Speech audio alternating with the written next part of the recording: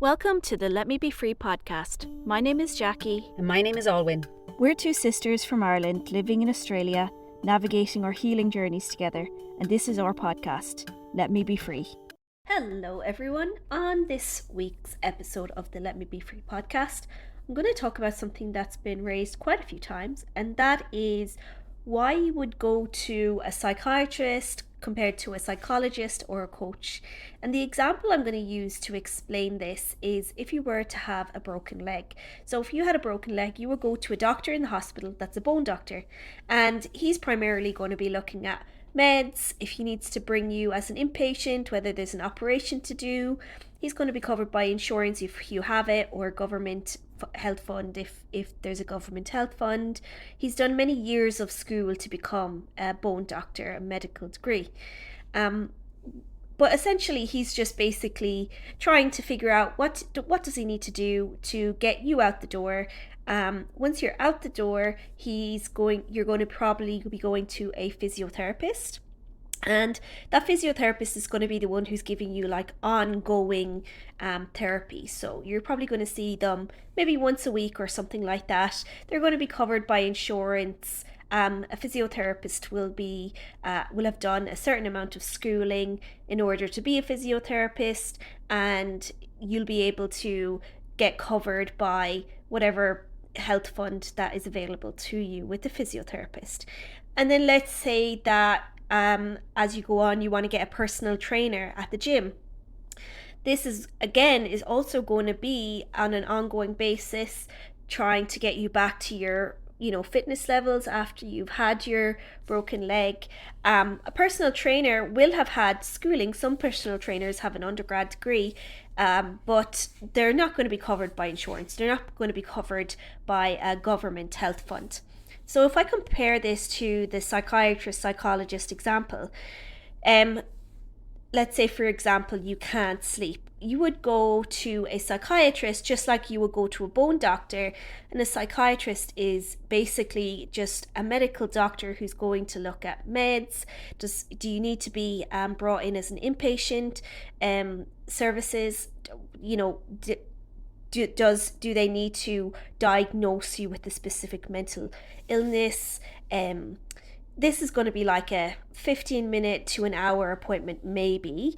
It's going to be probably covered by insurance, but basically if you don't have insurance, you're talking about $400 or $500 up to $900 for an appointment with a psychiatrist. It's not someone you're going to be seeing every week, and you're not going to be sitting down and talking to them for an hour every week like you would with a psychologist. So the psychiatrist is like the bone doctor. They just need to get you sorted and get you out the door. Then the person you'll see, like the physiotherapist in that example, is a licensed psychologist. So you'll see a psychologist like the physiotherapist on an ongoing basis. You'll go there, you'll maybe do it once a week, once every 2 weeks, whatever it is that you decide. That psychologist will probably be covered by insurance if you have it, or a government health fund. You're going to sit down and you're going to talk for an hour, and you're going to have ongoing therapy with a licensed psychologist, just like you would with the physiotherapist. And then the next level that you might go to is you might go to a coach. Just like a personal trainer, a coach might also have training or schooling in that, but you're not going to be covered by insurance for a coach. No government health fund is going to cover you in that regard. So they're kind of the three levels. Just like you've got a bone doctor, a physiotherapist, and a personal trainer. You've got a psychiatrist, a licensed psychologist, and a coach. So let me just throw in a curveball here, because I haven't spoken about a psychotherapist or a counsellor. The reason being is because they can fall into either of those kind of the physiotherapist who's covered by insurance, or the personal trainer who won't be covered by insurance or a health fund. And it's basically based on whether they're licensed or not. So you can have a licensed psychotherapist or counsellor, and you'll be able to get appointments with them through your health insurance or through a government insurance, or you can get an unlicensed psychotherapist or counsellor, and they won't be covered. They'll be like the personal trainer at the gym. They won't be covered by your health insurance or by a governing health fund. And there's so many reasons why people choose to be licensed or not. Like, licensed therapists normally have to have a master's degree. They've completed, a number of hours with a supervising therapist. Every year they have to do things like a certain amount of training and a certain amount of supervisor hours to keep up their license. So they'll always list it on their website if they're licensed. Of course they will. So that's just something to keep in mind. And some of the situations that I've found that different people access different therapists for different reasons is, for example, I have a friend who he needs to be only accessing licensed therapists because he may have to go to court, and basically he needs to have a licensed therapist be able to speak to his mental illness in a courtroom, and that's basically what he needs.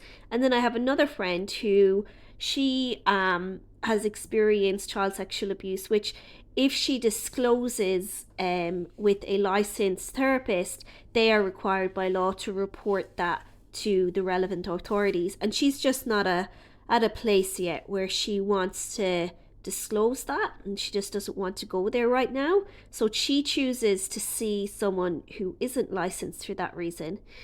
And then I have another friend who has ADHD, so they need their meds generally every 6 months. They go to see a psychiatrist, and that psychiatrist basically gives them a prescription for ADHD medication. And that's the only time that he sees that psychiatrist, is just basically to get his script refilled every 6 months. So those are a couple of different examples of where you would go to each of those people. That is a very simplified explanation, but I wanted to keep it short and sweet for you guys. Hope that helps. I will see you next week. Thanks so much for tuning in today, guys. All the links to the information we discussed in this episode will be in the show notes.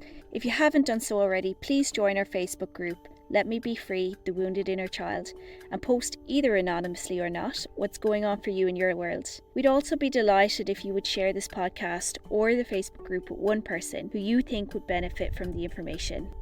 Be along, Mahaguf. Have a beautiful day.